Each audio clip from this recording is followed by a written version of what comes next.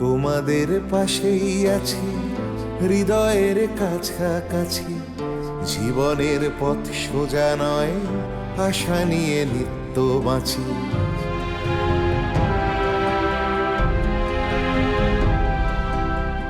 শিক্ষা ছড়িয়ে পড়ুক ভেদাভেদ শূন্য করে, এ বেলা নাই বা জুটুক ও বেলা জুটতে পারে। বিপ্লব আসছে দেখো নারী তুমি পিছিয়ে জানি, জ্বলে ওঠো নিজের আলোয়, মুছে দাও দুঃখ গ্লানি। এভাবে আর থেকো না হাহাকার জড়িয়ে বুকে, আমি হাত বাড়িয়ে আছি সাড়া দাও আমার ডাকে। আমি হাত বাড়িয়ে আছি সাড়া দাও আমার ডাকে।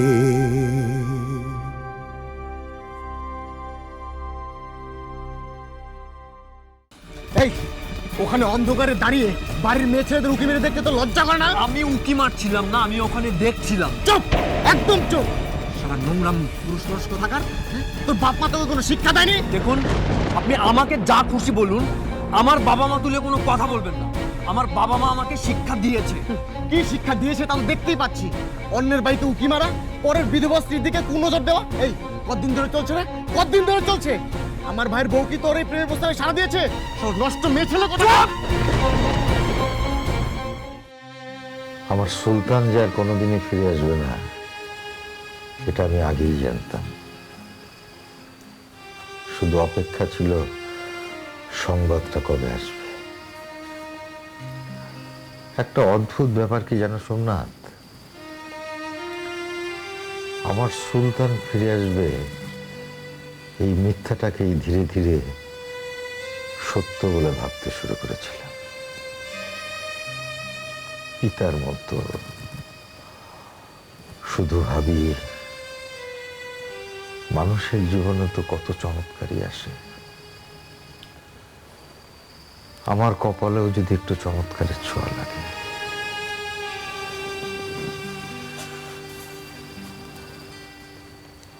তোমার এই পরিস্থিতি, মানসিক অবস্থা আমি অনুভব করতে পারি মোহর। কদিন আগেই তো আমার সুবিমল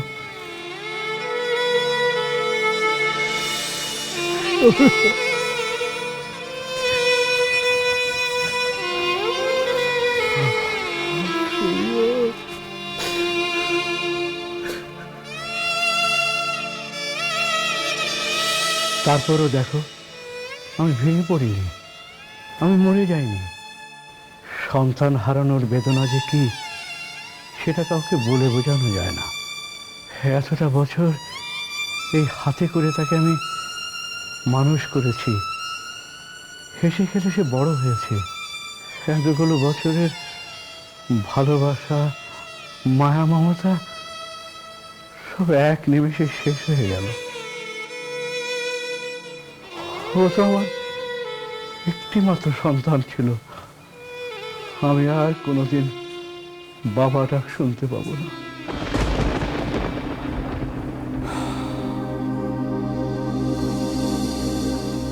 মৃত্যু বড় কঠিন সত্য সোমনাথ, সবাই জানে।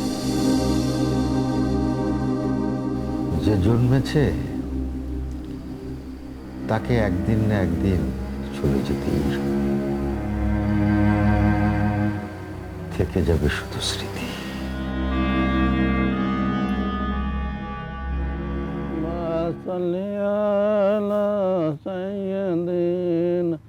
মাওলানা মুহাম্মদ আল্লাহুম্মা সাল্লি আলা সাইয়্যিদিনা মাওলানা মুহাম্মদ।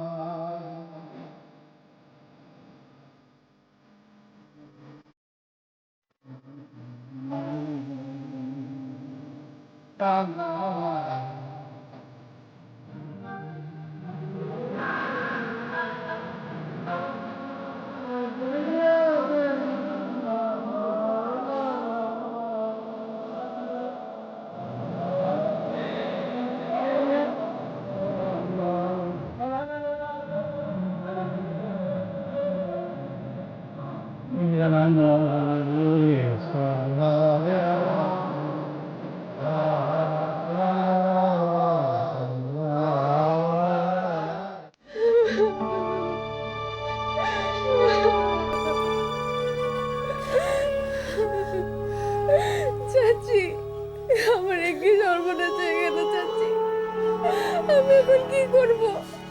জলজন্ত মানুষটা এভাবে চলে গেল। আল্লাহ কেন আমায় এত বড় শাস্তি দিচ্ছে চাচি? কেন আমায় এত বড় শাস্তি দিচ্ছে? চুপ কর, চুপ কর বোন, চুপ কর। এবার একটু কান্নাটা থামা। সুলতানের খবর আসার পর থেকে সেই যে তুই কাঁদতে শুরু করেছিস, আর তো থামছিস না রে, কেঁদেই যাচ্ছিস। এবার একটু শান্ত হ। আমার কপালে যে কান্না লেখা আছে চাচি, চিরকালের মতো আল্লাহ আমার কপালে কান্না লিখে দিয়েছে। চুপ কর, চুপ কর না, চুপ কর। কি করবে বলতো? নসিবের লেখা কেউ কি খণ্ডাতে পারে বল?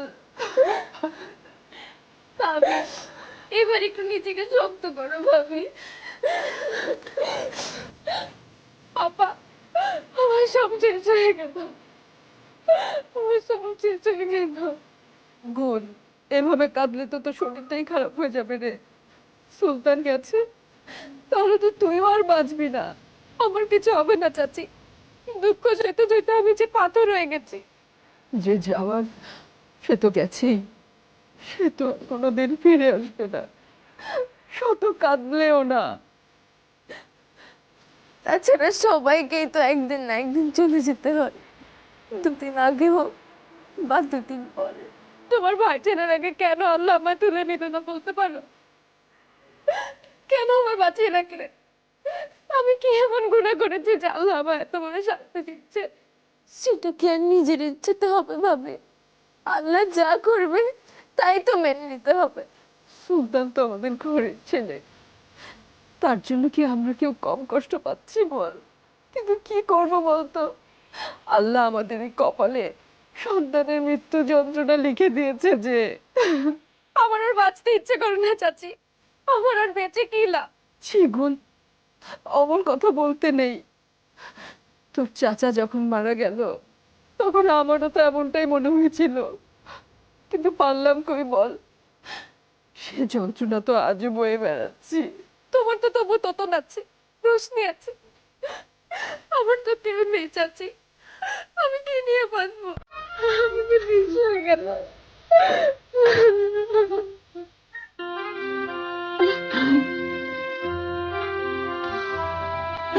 কেঁদো না পেয়ারা, আর কেঁদো না। শেষ, সব শেষ।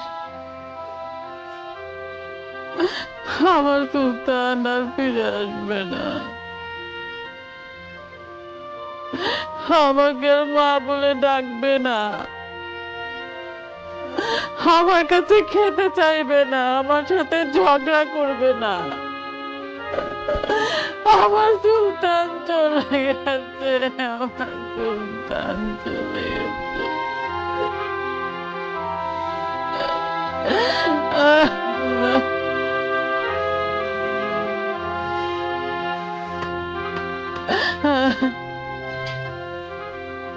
পেয়ারা, আর কেঁদো। তুমি হয়তো কেঁদে কেটে তোমার দুঃখকে হালকা করছো, কিন্তু তোমার চোখের পানিতে ওর জান্নাতের পথ তো পিচ্ছিল হয়ে যাচ্ছে। তুমি তোমার চোখের পানিতে ওর রুহের কষ্ট দিয়ে, তুমি যত কাঁদবে ও তত কষ্ট পাবে। ও তো উপর থেকে সব দেখছে। তুমি কেঁদে ওর কষ্ট আর বাড়িও না, শুধু আল্লাহর কাছে দোয়া করো ও যেন জান্নাতবাসী। আমি যে আমার চোখের পানি থামাতে পারছি না,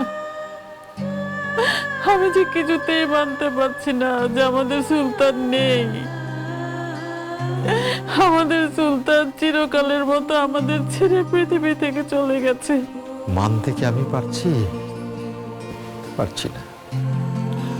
কষ্টে আমার বুকটা ফেটে যাচ্ছে, তবু কাঁদছি না আমি। দেখো কাঁদছি না। আমার সুলতানকে আমি হাসি মুখে বিদায় দিতে চাচ্ছি। তুমি পারো,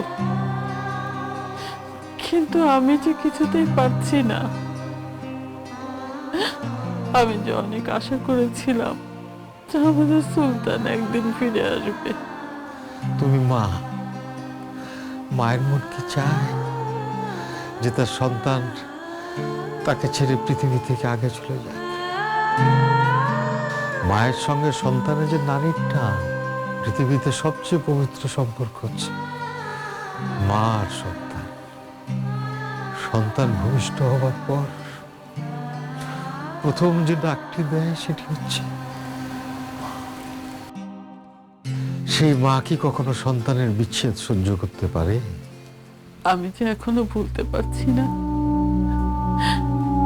এখন আমার চোখের সামনে ভাসছে ওর যাওয়ার দিনের কথা। যাওয়ার সময় ও আমাকে কথা দিয়েছিল যে ফিরে আসবে।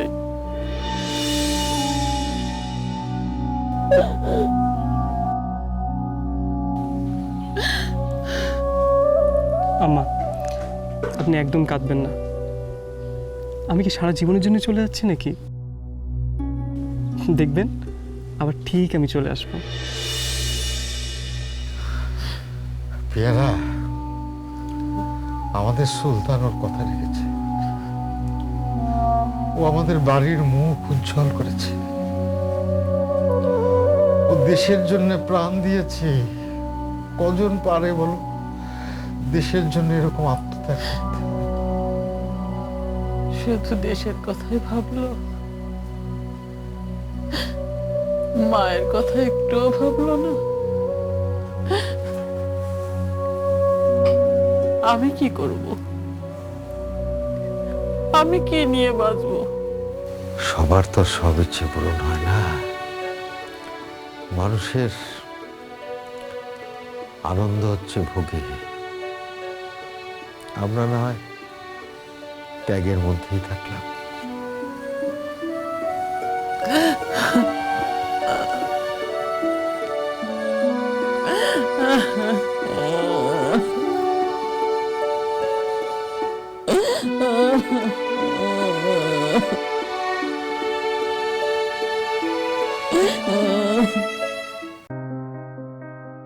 সোমনাথ কাকা, সোমনাথ কাকা।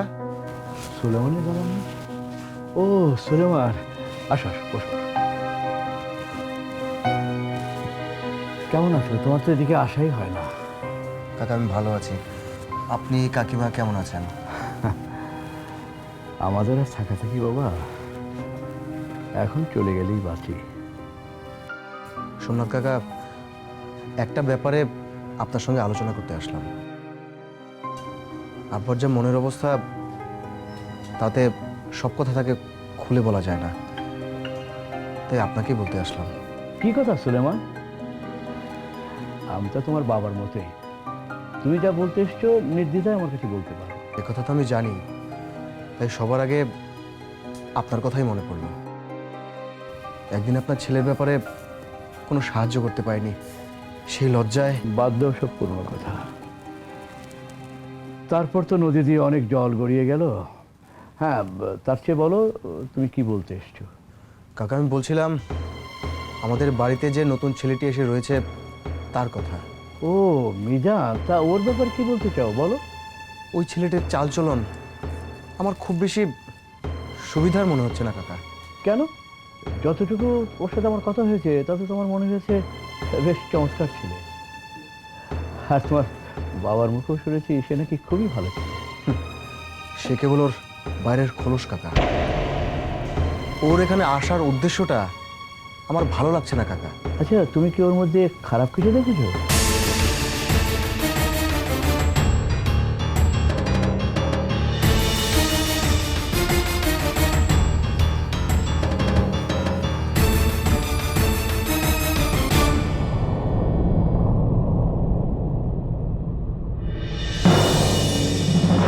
না না না, এ তো মোটেও ভালো কথা নয়।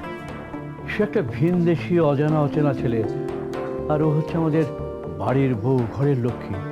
না না না, এরকম করা তো তার মোটেই সাজে না। তাহলে আপনি বলুন কাকা, সব জেনে বুঝে কি আমি চুপচাপ থাকতে পারি? না না, তা থাকবে কেন? কিন্তু একটা কথা আমি বুঝতে পারছি না, তুমি আমার কাছে এসছো এ কথা তো তুমি তোমার বাবাকে বলতে পারো। তিনি যা ভালো মনে করবেন তাই করবেন। তারা তো তার গুণগান করতেই ব্যস্ত। মিজান সম্পর্কে তারা কোনো কথাই শুনতে চাচ্ছে না। তাছাড়া এইসব ব্যাপার নিয়ে আমি আব্বার সঙ্গে কথা বলতে চাচ্ছি না, আমার রুচিতে বাধে। তাও আমি বলতে গিয়েছিলাম, কিন্তু মিজানের প্রতি তাদের ভালোবাসা আর দুর্বলতা দেখে বলতে পারিনি। তাই আমি আপনার কাছে ছুটে এলাম কথা।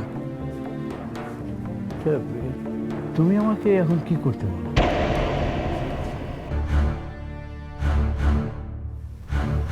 সবাই ছিছি করছে মানে? তবে আর বলছি কি, সারা গায়ে একবার ছিঁচে পড়ে গেছে।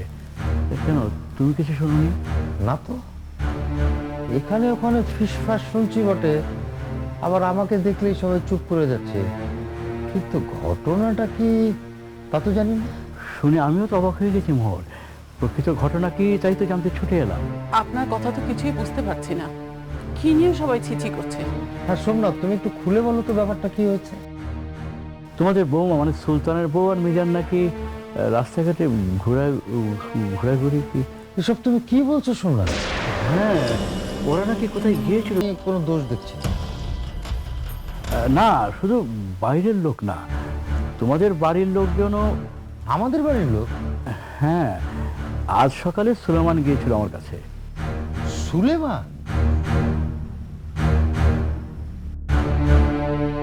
হ্যাঁ, সুলেমানই তো আমাকে এখানে আসতে বাধ্য করেছে।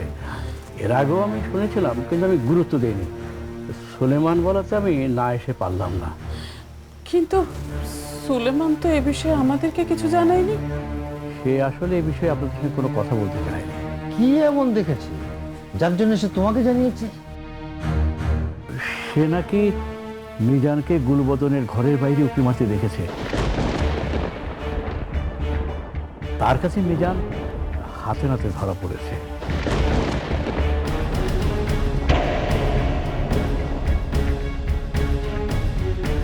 হায় আল্লাহ, এ তো অন্যায়। যাকে বিশ্বাস করে নিজের ছেলের মতো করে বাড়িতে রাখলাম, সেই আমাদের পিঠে ছুরি মারলো। দাঁড়াও দাঁড়াও, আগেই কোনো সিদ্ধান্তের জন্য না।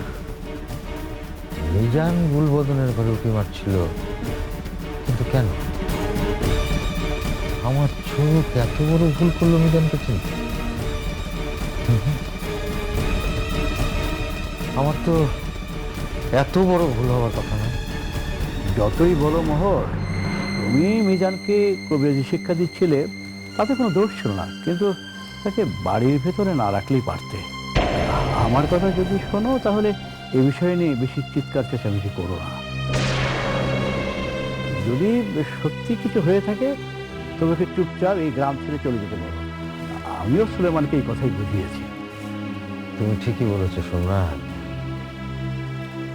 মিজান যদি সত্যি দোষী সাব্যস্ত হয়ে থাকে, তাহলে আমি কোনো দিন কোনো মানুষকে আর বিশ্বাস করতে পারবো না।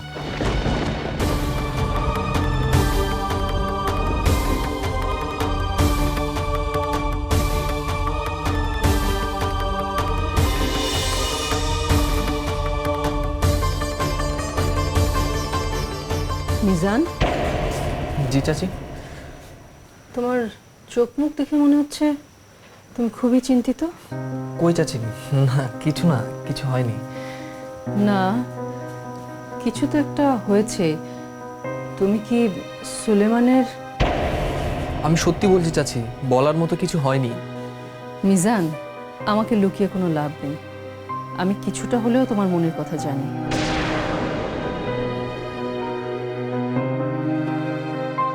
জানেন মানে?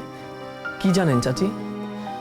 জানি মানে কিছুটা হলেও ধারণা করতে পারি। চাচি আপনি? মিজান গুলবদনের প্রতি তোমার যে মনোভাব, সেটা আমি জানি। কিন্তু তা নিয়ে তোমার চিন্তার কোনো কারণ নেই, কারণ এতে আমার পূর্ণ সমর্থন আছে।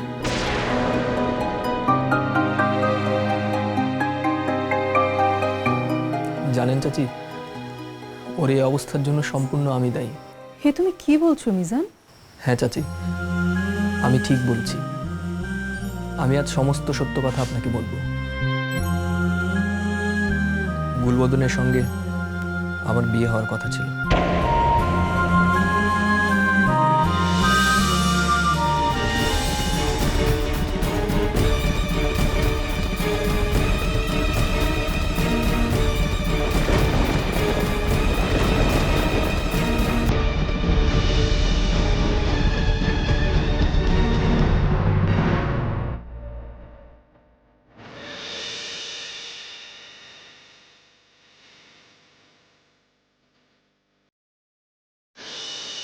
বিয়ে ভেঙে দেওয়া ছাড়া আমার কোনো উপায় ছিল না চাচি।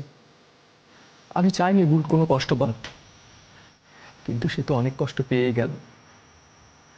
ওরা যা অবস্থা, ওর যা কষ্ট, সব কিছুর জন্য আমি দায়ী। আমি বারবার চাই ওর কাছে ক্ষমা চাইতে, বারবার ওর সাথে কথা বলার চেষ্টা করি। তুমি তো ভুল কিছু করনি নিজাম। তুমি যা করেছো গুলের ভালোর জন্যই করেছো।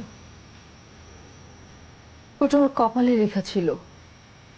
কপালের লেখা কে খণ্ডাবে বলো তো? তবে তুমি অনেক বড় একটা অন্যায় করেছো মিজান। তোমার প্রথমেই বলে দেওয়া উচিত ছিল যে তুমি গুলের সঙ্গে দেখা করতেই এখানে এসেছো, ওর কাছে ক্ষমা চাইতে এসেছো। তাহলে হয়তো এ বাড়িতে আর এ নিয়ে এত অশান্তি হতো না। বিশ্বাস করুন চাচি, আমি এখানে কবিরাজি শিখতে এসেছিলাম।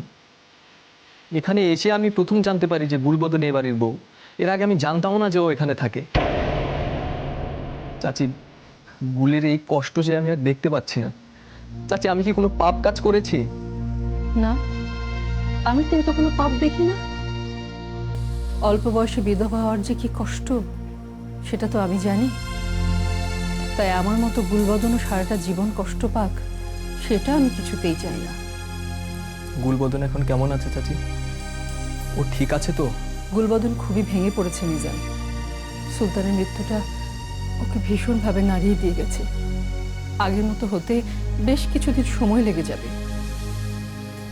আপনি ওর একটু খেয়াল রাখবেন চাচি। আপনি ছাড়া যে ওকে দেখবার মতো আর কেউ নেই। তুমি অত ভেবো না মিজান, আমি ঠিক ওর খেয়াল রাখবো। চাচি, চাচি, বাবা তোমাকে ডাকছে। এ বাড়িতে থাকার তো কোনো অধিকার নেই। কি হচ্ছে সব? ছেড়ে দাও ওকে। না, ছাড়বো না। ওকে ঠক, ওকে চচ্চর। কি সব উল্টো পাল্টা বলছো? একটা ভালো মানুষ, ছেড়ে দাও, ছেড়ে দাও ওকে। ভালো মানুষ, ভালো মানুষটা হচ্ছে ওর মুখোশ। ওকে এখান থেকে চলে যেতে বলুন। আমি আর এক মুহূর্ত ওকে এখানে থাকতে দেবো না।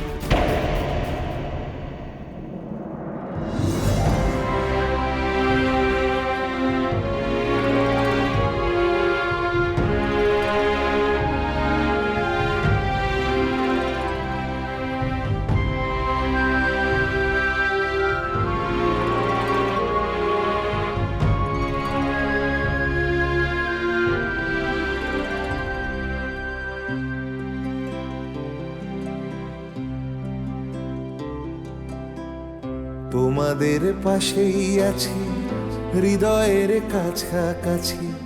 জীবনের পথ সোজা নয়, আশা নিয়ে নিত্য বাঁচি।